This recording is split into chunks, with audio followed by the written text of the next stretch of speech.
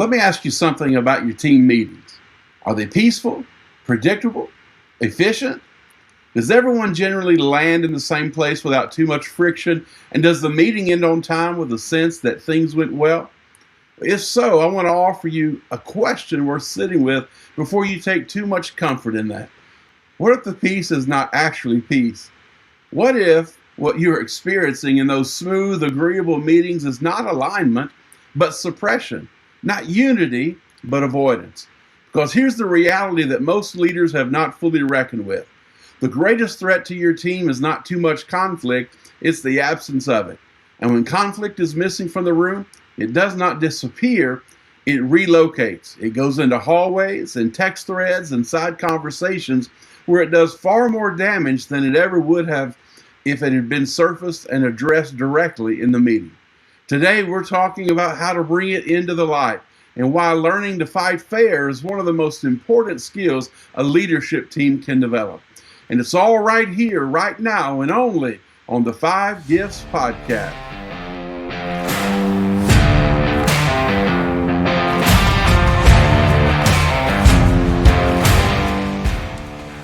You're listening to the 5 Gifts Podcast, a weekly show designed to equip leaders in the Spirit-filled church. I'm Bruce Ritter, and along with my co-host Charles Russell, we offer insights for leading the local church in the fullest expression of Jesus. If you're interested in learning more about practical theology, the gifts of the Spirit, and spiritual disciplines, this is the show for you.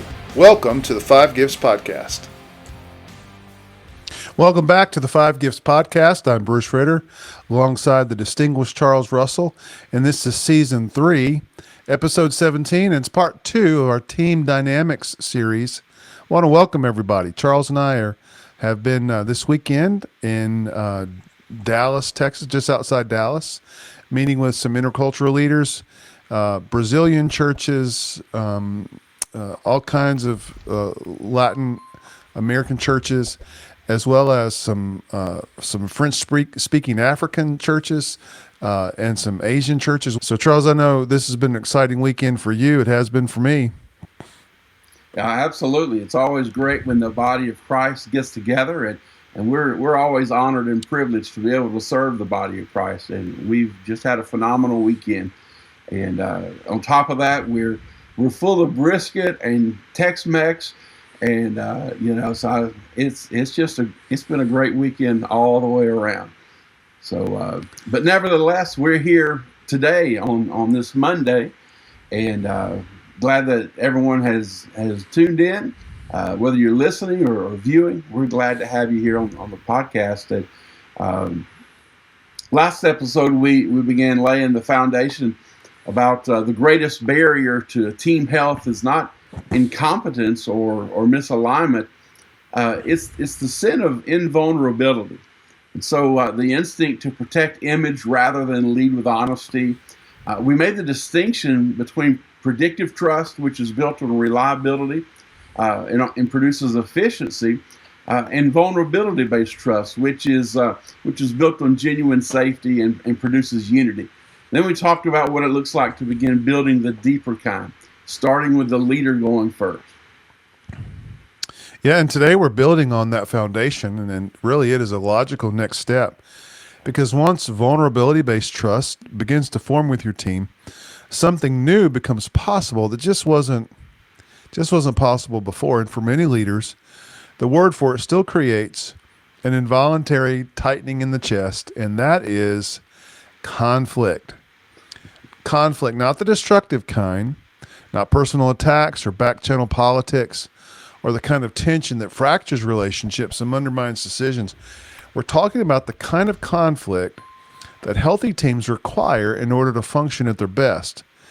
And that kind surfaces the best thinking, produces genuine clarity, and accelerates rather than slows the team's forward momentum.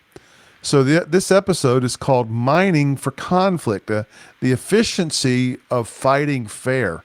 And I think by the end of it, we want to shift something in how you think about tension on your own team, from something to manage and minimize to something actually to steward and pursue.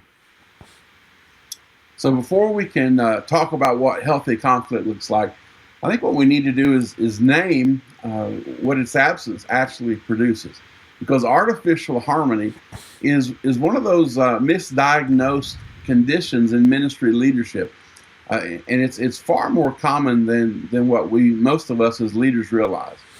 There's a lethal quiet of artificial harmony, and so.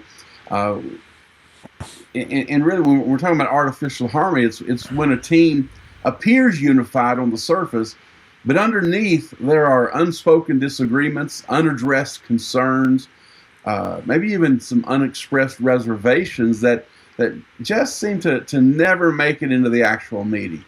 People are filtering, they're holding back, they're saying the thing that keeps the peace rather than the thing that they actually are thinking. And so leaders, particularly leaders who genuinely value unity and have worked hard to build a positive team culture, we often misread this as alignment. The meeting went smoothly. Everyone seemed to agree. No one pushed back significantly. It feels like the team is in a good place. But I think what is actually happening is what we would call avoidance. And avoidance always has a cost. Because the thoughts and concerns that don't get spoken in the room, they don't just disappear.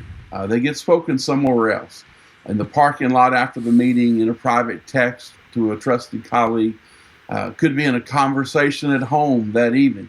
These are what we're calling back channels of an artificially harmonious team, and these are where the real opinions actually live. So here's why that is so much more destructive than open disagreement.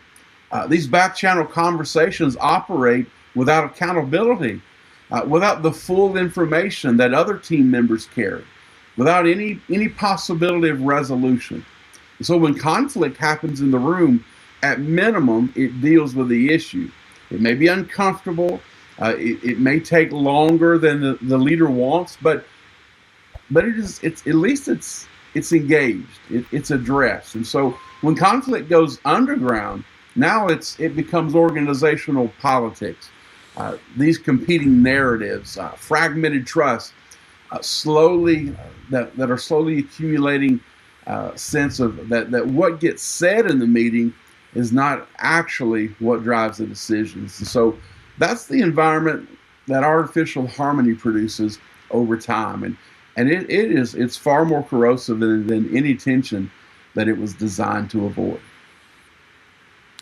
Yeah, and Charles, if I could just say, man, avoidance when it comes to issues that people do have passion about, avoidance just drives those conversations underground, and that's where you're really breeding some long-term issues. If I would much rather have those conversations in front of everybody, where we can really not duke it out in a negative way, but really begin to bring passion around the issue. Engage that passion in those conversations. So let's talk about what happens when you don't do that. Artificial harmony, if that's the problem, if the absence of conflict is actually a warning sign rather than a sign of health, and what makes genuine productive conflict possible. Because conflict without trust is not healthy disagreement, it's just damage. So let's talk about how trust can create the right kind of conflict. Remember, we spent a long time on the previous episode talking about vulnerability, and this is why everything in this series is going to build sequentially. Vulnerability-based trust is not just a nice feature of a healthy team culture, it really is the prerequisite for conflict that actually moves a team forward than tearing it apart. When trust is present at a genuine level, team members can admit mistakes without those admissions being stored and used against them later. They can ask for help without that need being read as weakness. They can give honest feedback and then receive it without the exchange becoming personal. And all of that is only possible when people have enough relational security to believe that the person across the table is genuinely for them. They're on the team. That disagreement is not rejection that challenges, that challenge is not attack. That honesty is not a liability. So when trust is absent, man, everything changes dynamically. People hesitate to speak because they're calculating risk. They protect themselves in meetings rather than contributing fully. And so any conflict that does not surface feels personal. Or rather, the conflict that does surface feels personal because without trust, there's no agreed upon baseline that the disagreement is about the issue and not about the person. And once conflict starts feeling personal, it stops being productive and it starts being destructive. So the distinction matters enormously. Without trust, conflict becomes attack. And with trust, rather, conflict can become exploration, a genuine joint inquiry into what's true, what's best for the team, for the company, for the organization, what the mission actually requires. And so the content of the conversation may be equally direct in both cases. The difference is whether the people in the conversations believe they're on the same side. And that's why leaders who want to build the kind of conflict culture that we're describing must invest in trust first. You can't mine for conflict productively on a team where people do not yet feel safe. So the sequence is just not an optional thing. It's a necessary realization. Absolutely. We've got to build that foundation of trust. And once that foundation's in place, the question becomes structural. Specifically, what does it look like to design the spaces where healthy conflict can happen? One of the most practical places to start is with something every leadership team does every week, and that is meetings. Now, if you cringed like I just cringed when I said that word meetings, that's all right. We understand most meetings are not engaging. Most leaders know this, and most team members know this as well. And yet, the format persists week after week. Status updates, announcements, decisions that could have been emails, a polite sense of agreement, and then everybody goes back to their actual work. Well, here's a question worth asking. Why will a person sit completely absorbed in a 2-hour movie but struggle to stay present through a 45-minute staff meeting? Well, I think the answer is not that movies are inherently more interesting than leadership decisions. I think the answer is that movies have conflict. They have tension. They have competing interests. There's stakes. There's uncertainty about how things will resolve. The outcome is not predetermined. Something is genuinely at risk, and that's what makes the story worth following. Now look, meetings can have all of those same qualities if the leader is willing to introduce them. A meeting where the outcome is predetermined, where everybody knows that disagreement will be subtly discouraged, where the agenda is designed to move through items rather than genuinely wrestle with them, that's not a meeting, that's performance. And teams learn very quickly whether they're attending a real conversation or a performance, and they calibrate their engagement accordingly. So for us as leaders, the implication then is that our role in a meeting is not primarily to maintain order or even move through the agenda. Our role is to create the conditions for genuine engagement, including the discomfort that genuine engagement sometimes produces. Not chaos, not unstructured venting, but real tension around real questions that are sustained long enough to produce real clarity. That's a word, conflict or even tension, that makes us uncomfortable, but tension is necessary. We navigate, we live in the moment of tension. Look, our bodies function because of tension, and so good healthy conflict, navigating the real tension, the palpable tension sometimes that conflict can bring. Navigating those things are healthy in building trust and building our teams. Charles, what a great statement, especially about meetings. And I know that a lot of times we think of teamwork happening outside the meeting room, but honestly, that meeting room is like the huddle for your team. It's the place where you You bring things together. It's so vital, and that means that the leader has to adopt a posture in meetings that sometimes is almost counterintuitive, where you're not functioning as a peacekeeper.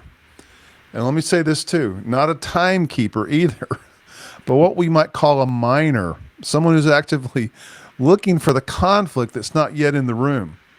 So how does the leader do that? A healthy leader doesn't wait for the conflict to surface on its own. They look for it. They're specifically watching the room for the signals that something is being held back. The person who's gone quiet, that slight hesitation before someone agrees, like a nonverbal flicker of disagreement that passes across someone's face and then disappears. Leader, pay attention. These are not minor details. They are the indicators that the real conversation hasn't happened yet. And the leader's job is to draw it out, to name what they observed and create permission for what it represents. You might say, listen, I noticed some hesitation when we landed on that decision. Is there something we haven't fully worked through? Or you might say, it feels like we reached agreement quickly on this one, but let's test it. Does anyone have a real concern they haven't voiced yet? Now, leader, these are not provocations, they're invitations. And it's a real coach approach to leadership that really mines out all issues that need to be talked about around most of your leadership decisions. They communicate that honesty is not just tolerated, but it's expected. And that the leader would rather surface a real disagreement now than discover it was there all along after the decision has been made. So there are about two disciplines that leaders have to hold simultaneously. The first is surfacing the issue. That's simply being willing to name what's present, even when naming it introduces discomfort. The second, and the one most leaders struggle with, is sustaining the tension long enough for genuine resolution. Really, the instinct when conflict emerges is to what? Let's resolve it quickly. Let's put the fire out, to find the compromise, to smooth the friction and move forward. But resolution that comes too quickly is often not resolution at all. It's the appearance of resolution. It's the appearance of unity with the underlying disagreement still intact. And so if you do not stay in the discomfort long enough for people to actually work through what divides them, you've not resolved the conflict, you've simply postponed it. So now, mining for conflict only works if you know the difference between the kind of conflict you want and the kind that has to be shut down immediately.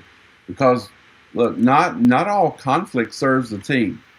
The conflict that healthy teams need is ideological conflict. It's passionate, it's honest, sometimes emotionally engaged disagreement about ideas, directions, priorities, even decisions. And so it's focused on the mission. It can be direct and even intense without being personal. The people in it genuinely respect one another and are genuinely trying to find the best answer, even when they disagree strongly about what that answer is. So the conflict that destroys teams is personal attack. That's when the disagreement shifts from the issue to the individual. Now sarcasm is directed at a person rather than an idea, undermining someone's credibility as a way of dismissing their position. Character-based criticism that goes far beyond the decision at hand to say something about who someone fundamentally is. This kind of conflict does not clarify, it damages. It erodes the trust that makes productive disagreement possible, and then it creates an environment where people are far less willing to engage honestly the next time. So the leader's role is not to prevent all conflict from happening. It's to actively guard the type of conflict that's happening. When ideological conflict is present, the leader sustains it, stewards it toward resolution. When personal attack enters the room, the leader names it and redirects it firmly and immediately back to the actual issue. This is not a passive role. It requires attentiveness and the willingness to intervene in real time, which means the leader has to be genuinely present in meetings rather than managing them from a distance. Well, Charles, that's exactly a crucial point I think you're making about leadership. Staying engaged and monitoring that's your role. And so I think and it's also a great place to demonstrate, the kind of team culture you want to build by allowing it, but also protecting from personal attack.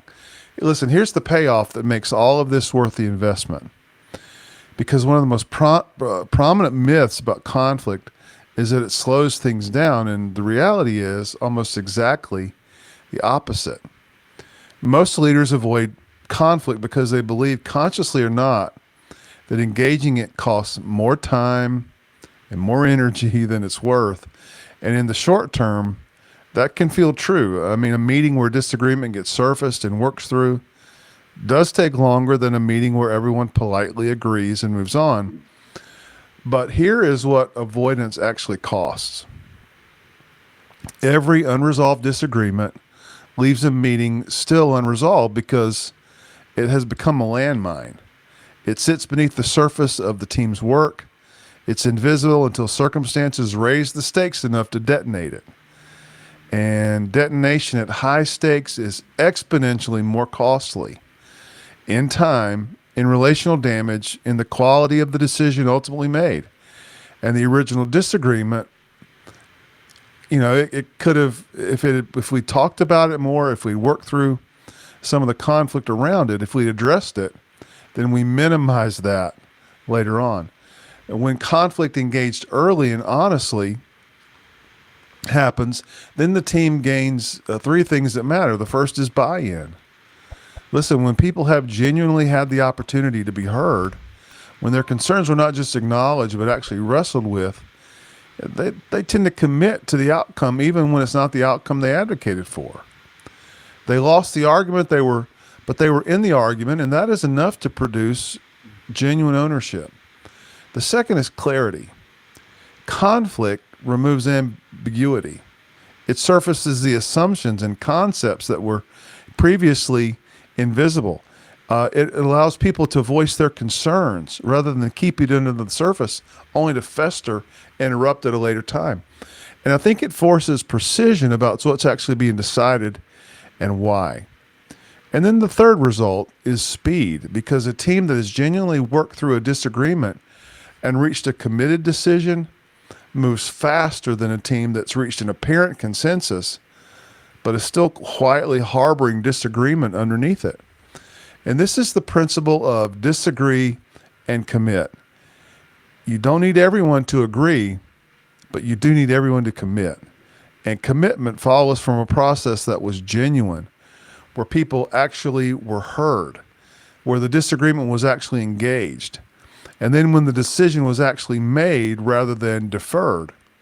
When that process is present, the team can move together with real momentum. When it's absent, you get the illusion of movement while the unresolved conflict is creating that tension underneath that's actually working against it. Well, there's one more dynamic that has to be addressed, because even teams that have built trust and learned to engage conflict productively can get pulled off mission by something more subtle, and that'd be the drift from mission focus towards self-interest. Organizational politics happen when people prioritize perception over truth, when protecting their area, their position, or their reputation becomes more important than the actual mission of the organization. And it's not always cynical. It can emerge from genuine care about a department or a ministry area, from a sincere belief that what you're responsible for is critical to the whole. But when departmental loyalty consistently overrides team loyalty, the result is a leadership team that's pulling in multiple directions simultaneously with no shared center of gravity. So healthy teams operate from what we call a first team mentality. Your primary loyalty is not to the area you lead, it's to the leadership team and the mission that leadership team exists to serve, which means that sometimes you advocate against your own area for the good of the whole. Well, that just doesn't make sense. That doesn't sound right. But again, we're talking about moving to this, making this shift to a first team mentality.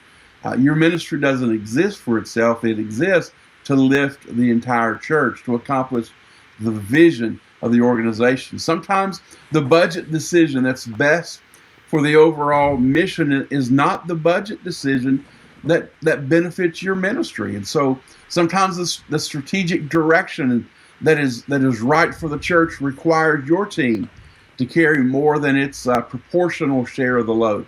A first team mentality says, I'm here to serve the mission, I'm not here to protect my territory. And so keeping that orientation requires clarity about what the mission actually is and what success actually looks like.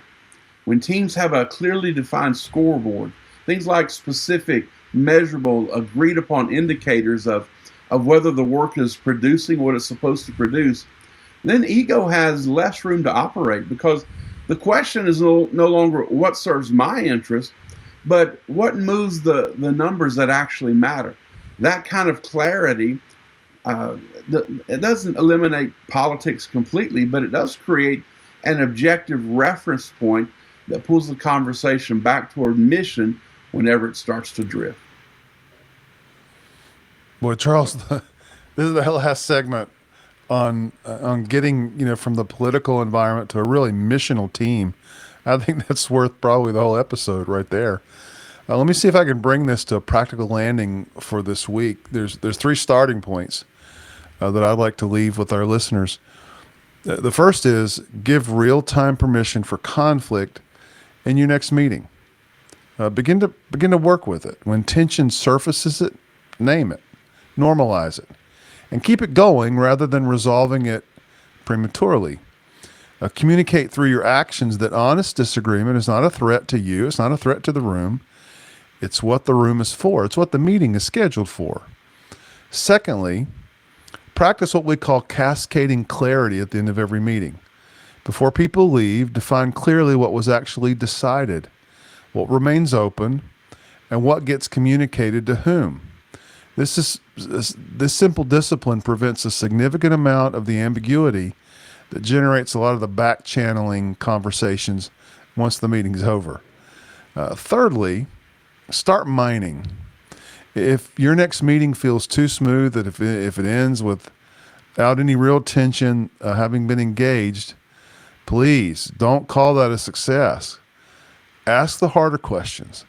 Invite the disagreement that is almost certainly present in the room but hasn't been voiced yet, because healthy teams don't produce smooth meetings. They produce honest meetings. Yeah, what a great reminder about beginning to mine conflict. So next week's episode is 15 tactics to pick a fight in your next staff meeting. So we're going to help you out right there. I'm just kidding. Bad joke. Look, here's the question to carry this week. Where is artificial harmony keeping your team from the breakthrough it actually needs? Where are the real conversations happening after the meeting rather than in it? And then what would it look like for you to mine for that conflict rather than continuing to work around it? Because here's what we believe. The teams that move furthest and fastest are not the ones that avoid tension. They're the ones that have learned how to steward tension, how to bring it into the room, how to work through it honestly, and then come out on the other side more aligned than they were going in.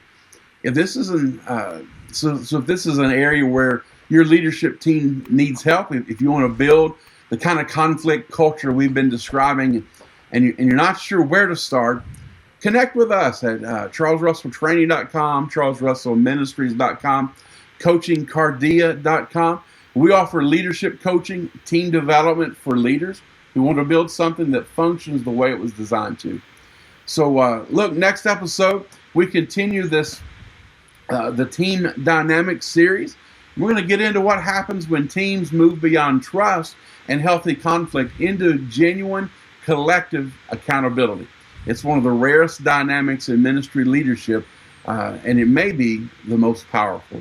So until next time, we'll see you right here on the 5 Gifts Podcast. You've been listening to the 5 Gifts Podcast. If you would like to take the next step as a spiritual leader, we invite you to visit either of our websites or contact us for leadership coaching. We can help you reach the next level in your own growth and leadership. We provide leadership, spiritual gift, and personality assessments that give you a better grasp of your leadership style. And we also create a customized growth plan that empowers you to reach your full kingdom potential. We can't wait to hear from you.